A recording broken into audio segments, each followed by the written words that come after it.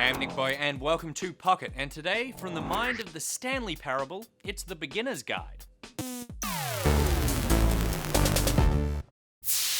The Beginner's Guide is the latest game from Davey Wreden, who is the writer of the Stanley Parable, and it promises to answer the question, how do you follow up a game as subversive as the Stanley Parable?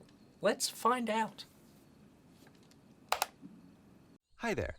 Thank you very much for playing the Beginner's Guide. My name is Davey Wreden. I wrote the Stanley Parable, and while that game tells a pretty absurd story, today I'm going to tell you about a series of events that happened between 2008 and 2011. We're going to look at the games made by a friend of mine named Koda. Now, these games mean a lot to me. I met Koda in early 2009 at a time when I was really struggling with some personal stuff. So just to start you off, this is, I think, the first game he ever made. It's a level for Counter-Strike. You can walk around here, by the way. And mostly it's just Koda learning the basics of building a 3D environment.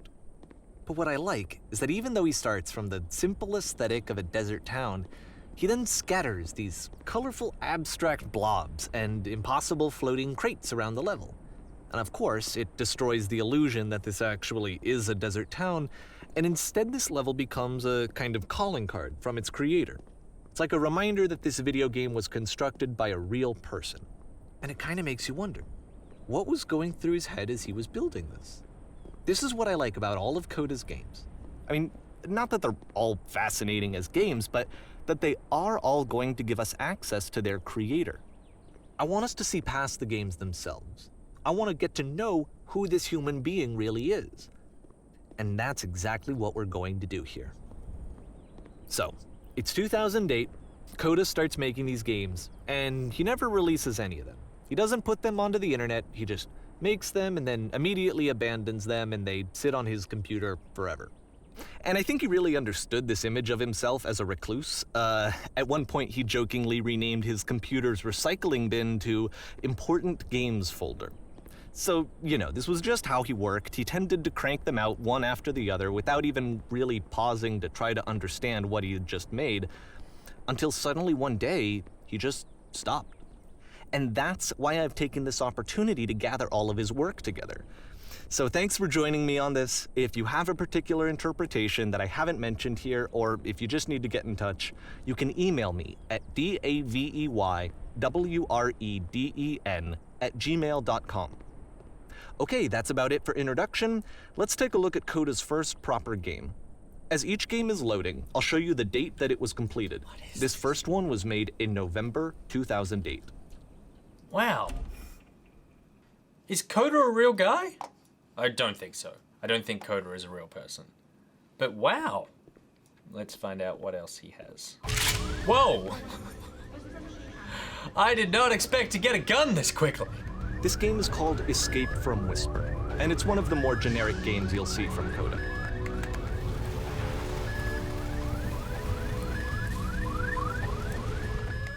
Security call breached. Hostile alien life form inbound. Uh-oh. It kinda looks like this game was abandoned mid-development.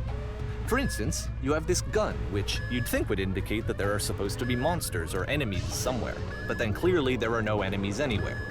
You can't even reload the gun when you run out of bullets. But ultimately, we don't really know. Maybe Koda thought that actually it was complete the way that it is. And I think that we should talk about his games for what they are, rather than for what they're not.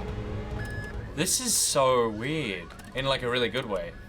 I think because I'm fairly certain Koda isn't a real person. So Wreden has designed a bunch of games to be deliberately unfinished, to then muse about the process of making games, which is really weird. Apparently, this space station has a labyrinth on it. Sure, I don't know. There's really no reason for it that I've ever been able to discern, so in the interest of time, I'm just gonna skip you on past it. And like the Stanley Parable, it's like he is making a game where I am supposed to think about my interaction with the game, like my place as the player. For example, I got a gun, and then he waits 20 seconds until I've had the gun, I'm definitely going to shoot the gun and I'm going to run out of bullets, and then I'm going to wonder how I reload, and then 20 seconds later he says, oh, by the way, there's a bunch of bullets, but you run out and you can't reload. And that makes me then think how predictable I am for getting a gun and immediately shooting, despite the fact that there was nothing to shoot. I just shot it at walls because I had a gun and I need to shoot it, which is terrifying. And also it's cool that he's left in the boring, confusing bits, because that's also, like, the fact that he made boring bits of the game is then reflective of the fact that I think those bits are boring. Like getting lost in a maze where he's like, I'm just gonna skip you ahead. He knows that I'm gonna get lost and it's gonna get really annoying. The man's a genius or a psychopath. Hey, you there, in the engine room. You could save us all. That beam is powering the whisper machine. We could disrupt it by introducing a great enough heat signature. If your body could stop the beam. It's so much to ask, but for all of our lives, would you do it? Could you give yourself?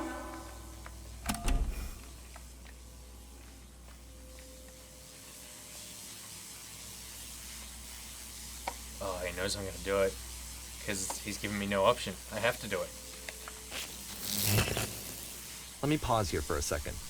What you just experienced, stepping into the beam and then dying, is probably what Koda had initially intended when he was developing this level.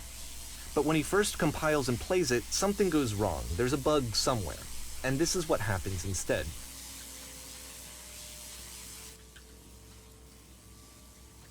Just get it back out? Huh. The beam causes you to start floating. And this is an important moment for him. Because yes, this is technically a glitch, but Koda identifies something human about it, like how small it makes you feel in the face of this larger chaotic system. Or this floating could be the afterlife, a peaceful place, juxtaposed against all of the hysteria that you've just had to traverse. I don't even know. I have no idea what he was thinking, but what's clear is that after making this, something lodges itself in his brain. He wants to do more of these really weird and experimental designs. So he stops work on this and moves on to a stream of tiny little games that go in all sorts of directions. Let's go ahead and take a look at the first game he made after leaving this one behind. I'm also now questioning completely, like, my life as a gamer, because when you look at a level from above, it's really sad. Like, when you're running through there, you're in a real space, and then when you get lifted above it, you're like, I'm just in a map. It's just this map, it's a series of blocks connected together. So try walking backwards. Yep, in this game you can only walk backwards.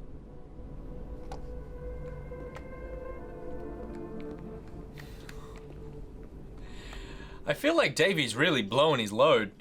He could have saved all these and just made a bunch of games and been really successful. Instead he crammed the first level of all of them into one game. The guy must be full of ideas.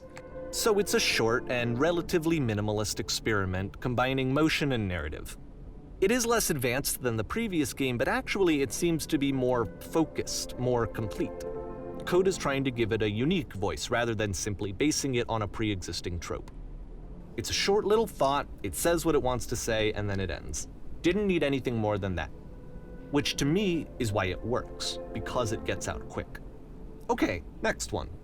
It's interesting because there's a really fine line here, which I feel like existed in the Stanley Parable as well, except the Stanley Parable had one narrative that you kind of kept trying to find. Here, there's a really fine line between making something that's interesting and reflective and also making something that's like too pretentious and stupid for its own good. Like he's making a bunch of games that are deliberately artsy and independent and abstract and weird, but they kind of work because the way that he's talking is he's lending them his authority.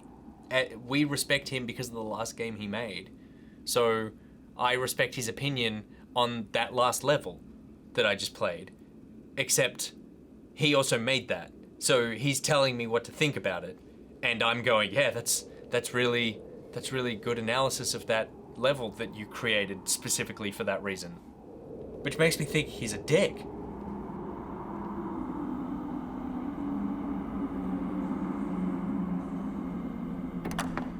Once you've been slowed to an absolute crawl, the door at the top of the stairs opens. So why, if Koda's not showing these games to anyone, why bother opening the door at all? Well, to show you, I'm modifying the game here so that when you press enter, it'll bring you back up to full speed so you can enter the door for yourself.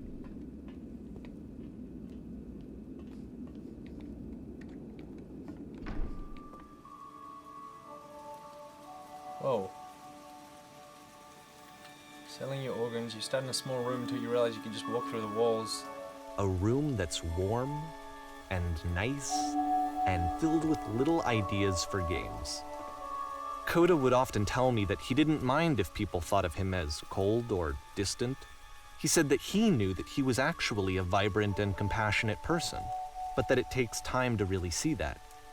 It can be a very slow climb to get there. Again, this is just a bunch of game ideas. The guy is just brimming. Okay, I'm gonna leave it there because the game is actually only about an hour and a half long. It's $10 and it's just an experience, so I really don't want to spoil that much for you. Me, so far, I feel like the game is a response to us, which is the Stanley Parable came out and it was so big and so successful and so lauded and we all loved it, that how can you possibly follow that game up? I think what this game is Davey is basically saying, okay, I'm gonna come up with an idea for a game, and then each one of these Koda levels represents, you know, like the different ideas that he went through post Stanley Parable. And each one he gets a certain way in, and then he goes, no, this is like not clever enough or too abstract or not abstract enough. And he's basically then going, how can I possibly follow something up? It's like the artist's dilemma of choice. He's got too many things that he wants to say, and he doesn't know how to refine them down. And so then instead he's made a game which represents basically the process that you go through when you're creating something and all the second guessing and all the dead ends that you come to. And on top of that, as opposed to just releasing something like that and letting us put our narrative on it, he is then talking over the whole thing and basically telling you what you should be thinking about it, which is really interesting because he's almost taking the burden of me trying to interpret his work by interpreting it before I get the chance to criticize it and compare it to Stanley Parable. But then you do that afterwards because you go, what is he actually trying to say with the voiceover? Like, it's so meta. It's either that or this is his process of helping make the Stanley Parable, of he needed to go through all these sorts of finding little games and coming up with new ideas to get to something as cohesive as the Stanley Parable. This is like Alpha Stanley Parable, which might be the end of the game. I don't know. I've never played anything like it. I really like it. And I also like the fact that it's also a tiny mini game design lesson. The game is actually more subversive than the Stanley Parable. So then the answer to my original question, how do you make a game more subversive than the Stanley Parable, is to release it after you've released the Stanley Parable.